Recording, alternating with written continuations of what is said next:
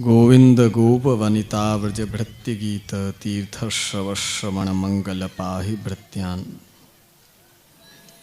नमो नमस्ते स्त्वृषभाय सात्वतां विदूर काष्ठाय मुहुः योगिनां निरस्त साम्यातिशयेन राधसा स्वधामनि ब्रह्मणि रंस्यते नमः। श्रीवल्लभाचार्य निधिर्गदाधरः दासादिसेव्यः कृपया चतुर्भुजः श्रीराधिकाधिश्रितवामदूर्द्वयोः जेजीयतां मन्मथ मन्मथ प्रभुः।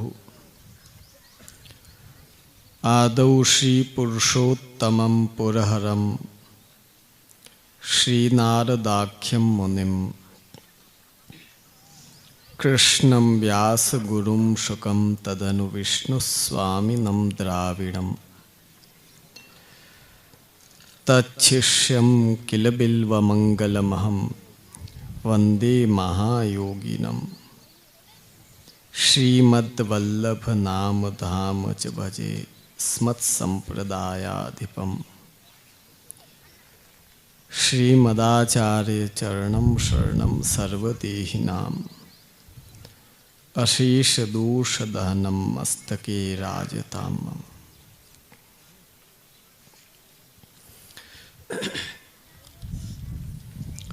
सर्वप्रथम निकुंज नायक श्रीमद मोहन प्रभुना चरणारविंद में दंडवत प्रणाम। अखंड भूमंडलाचार्य जगद्गुरु आचार्य चक्र चूड़ामणि श्रीमद वल्लभाचार्य चरण श्री महाप्रभु जी तथैव परम दयाल प्रभु चरण श्री गोसाई जी चरणों में दंडवत प्रणाम। उपस्थित सर्वे वैष्णवजनों, भाईओ बहनों, बाळको, खूब ज आनंदनी बात है कि घणा समय बाद आवो बृहद मनोरथ अहीं योजायो छे। हमणां सुधी आ गाममां वसवाट वैष्णवनो खूब हतो, तो कंईक कंईक मनोरथ ने बधुं थतुं रहेतुं। तमे बधा थावरिया छोड़ीने जामनगर आवी गया तो अहींया मनोरथ ने ओछा थवा लाग्या अने ते कारणे जे एक वातावरण बनवुं जोईए ए हवे आ गाममां रहेतुं नथी।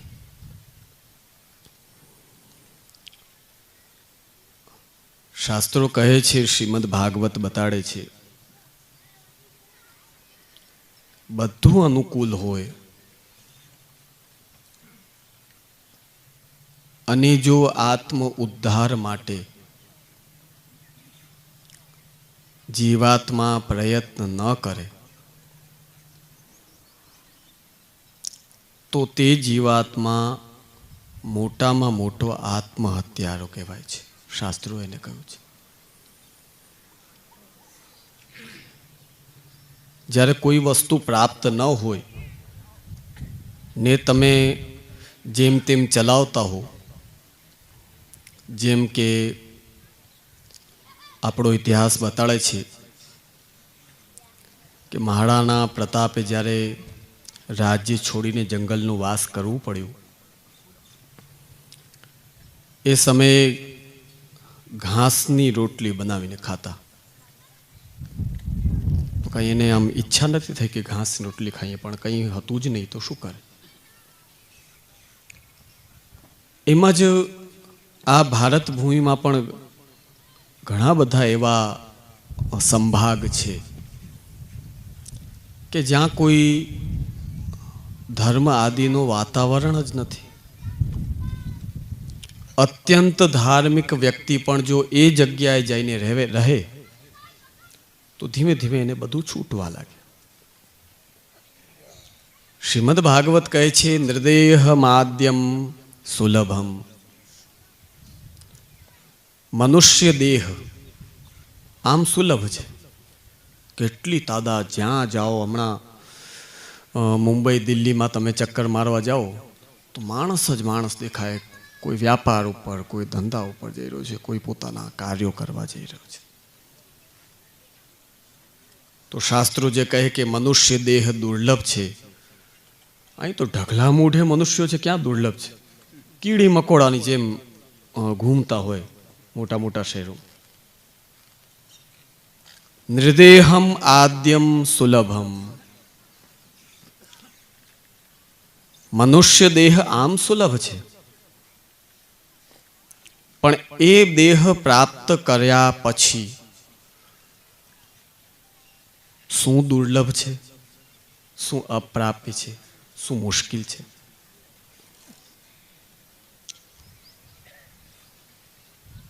સુદુર્લભમ પ્લવમ સુકલ્પમ ગુરુકર્ણ ધારમ.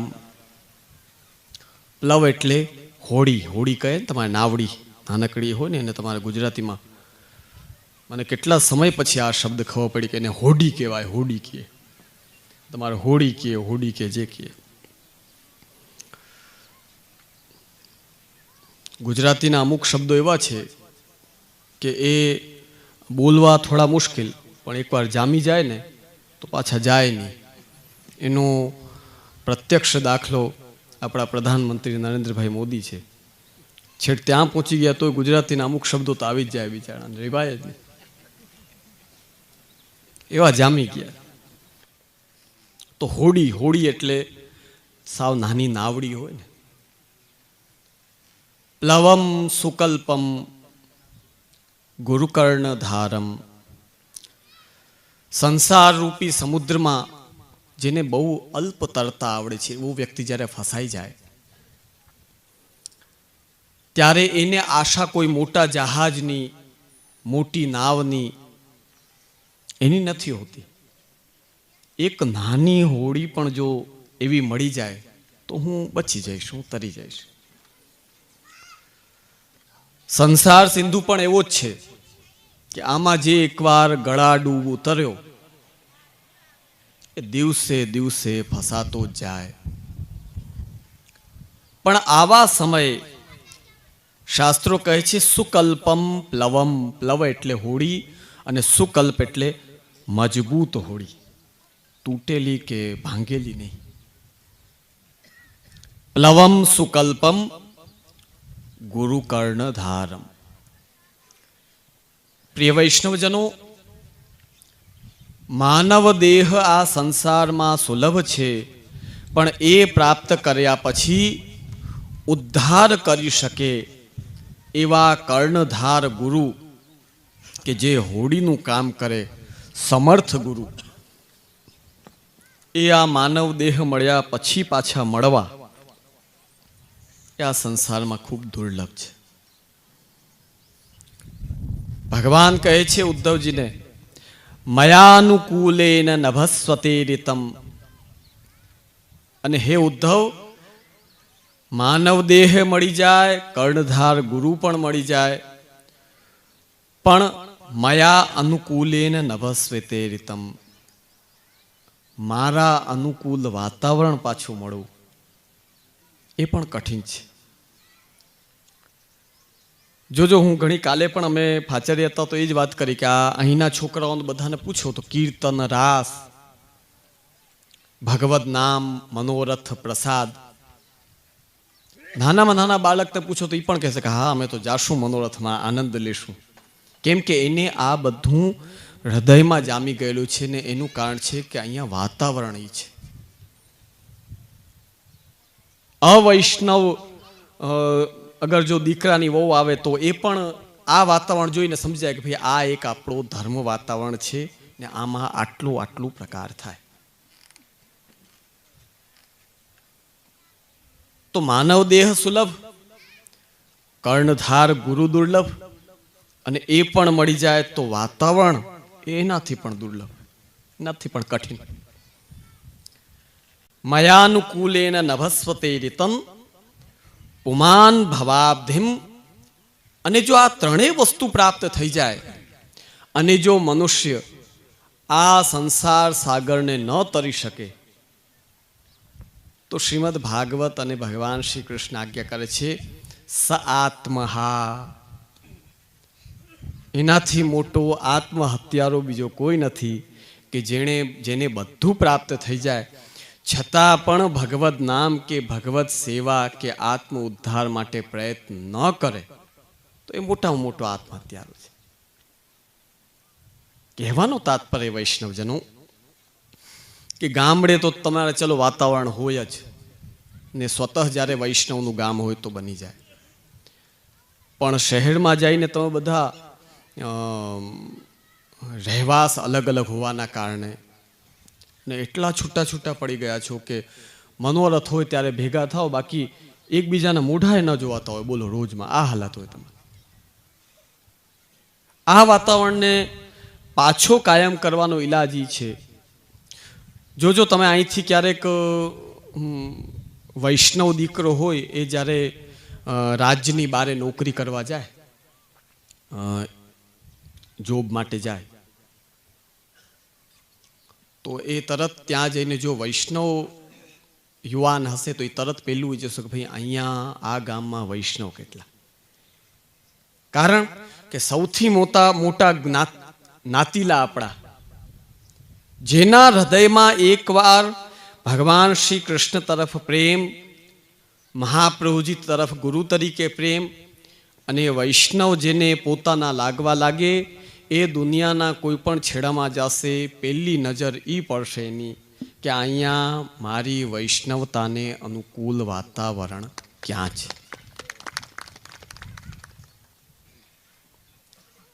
અને એ વાતાવરણ જ્યારે એને મળી જશે તો જોજો એને આનંદ આવશે. ચલો આપણા 4 વૈષ્ણવ અહીં છે.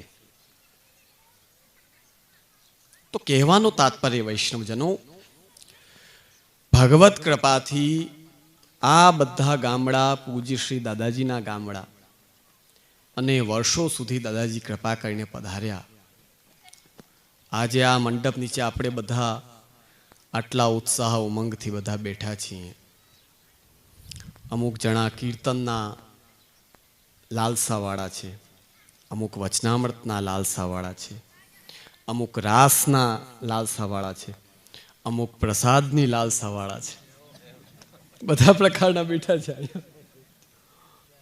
પણ આટલા બધા આપણે ભેગા થઈને ક્યારે બેઠા છીએ કે જ્યારે દાદાશ્રીએ, પૂજ્ય શ્રી દાદાજીએ રાત દિવસ આ સંભાગ માટે પધારીને વચનામૃત પ્રવચન સિંચન કર્યા. તો આજે આપણી પેઢીની પેઢીઓ સુધી એ આ વૈષ્ણવ સંપ્રદાયમાં આવી રીતે જળવાયેલી છે. અને શ્રી મહાપ્રભુજીની અને શ્રી દાદાજીની કૃપા કે આજે એ વાતાવરણના કારણે આપણે બધા આનંદપૂર્વક આ મનોરથનો આનંદ લઈ રહ્યા છીએ. હવે આપણી ફરજ શું છે? આપણે જોડાઈ ગયા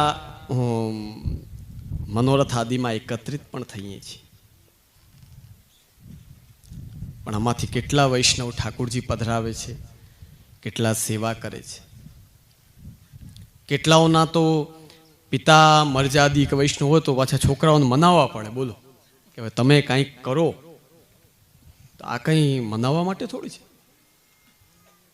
કે કોઈ કઈ જેમ રૂઠેલી રાણી કોપ ભવનમાં થોડી બેઠી છે કે એને મનાવવી પડે. ફરજ છે આપણી કે આપણે સીધું પિતા જે માર્ગ ઉપર હોય અને હસતા હસતા આનંદથી ભગવત ધામે ગયા હોય એ માર્ગ ઉપર સીધા ફટાફટ આગળ નીકળી જવાનું. આને શાસ્ત્રોએ પ્રશસ્ત માર્ગ કયો છે. પ્રશસ્ત માર્ગ એટલે કે જે માર્ગમાં આંખ બંધ કરીને દોડવું. શ્રીમદ ભાગવત કહે છે યાનાસ્થાય નરો રાજન ન પ્રમાદ્યેત કરહિચિત ધાવન નિમીલ્યવા નેત્રે ન સ્ખલેન ન પતેદિહ. આ ભગવત ધર્મ એવા છે, શ્રી ઠાકુરજીની સેવા, ભગવત નામ, ભગવત કીર્તન, ભગવત પ્રસાદ, રાસ, સત્સંગ, આ બધા રસ્તા એવા છે કે જેમાં તમારે કોઈને પૂછવું પડે કે જાણવું પડે તેવી આવશ્યકતા આ રસ્તા ઉપર નથી. આ ભગવત ધર્મોનો જે જીવાત્મા આશ્રય કરે, યાન આસ્થાય નરો રાજન હે પરીક્ષિત, આ ભગવત ધર્મોનો આશ્રય જે જીવાત્મા, જે વૈષ્ણવ કરે છે, ન પ્રમાદ્યેત કરહિચિત, આશ્રય કરે પણ પછી એમાં આળસ નથી કરતો. પ્રમાદ બહુ કઠિન વસ્તુ છે, એને પાર કરવી. જો ઘણીવાર આપણને અંદરથી ઈચ્છા હોય તો પણ આપણો આળસ આપણને એમ કહે કે નહીં, હમણાં રહેવા દો ને, હજી થોડાક સમય આવવા દો, પછી કરશું.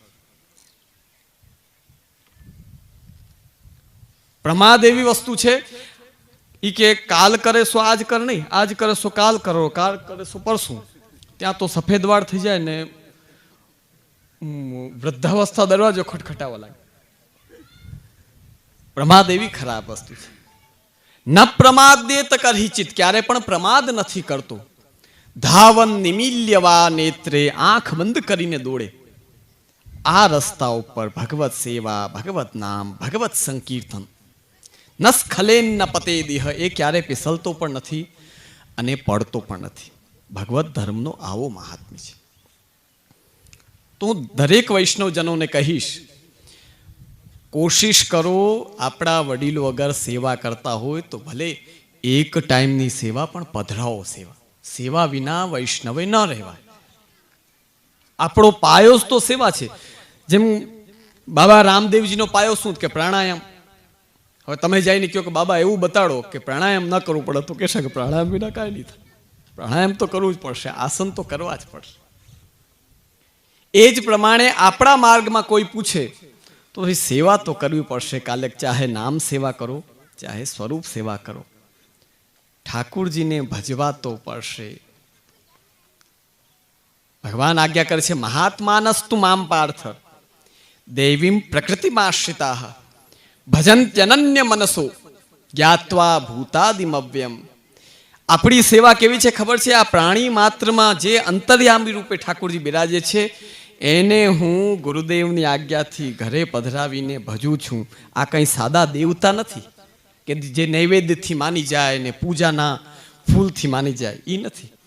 આ આપણા સ્વામી છે કે જે આપણા હૃદયમાં બિરાજમાન છે.